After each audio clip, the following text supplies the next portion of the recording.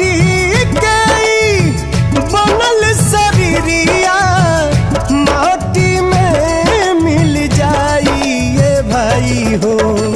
केहू कुछ लेके नहीं जाई, केहू कुछ लेके नहीं जाई ये भाई हो। केहू कुछ लेके नहीं जाई।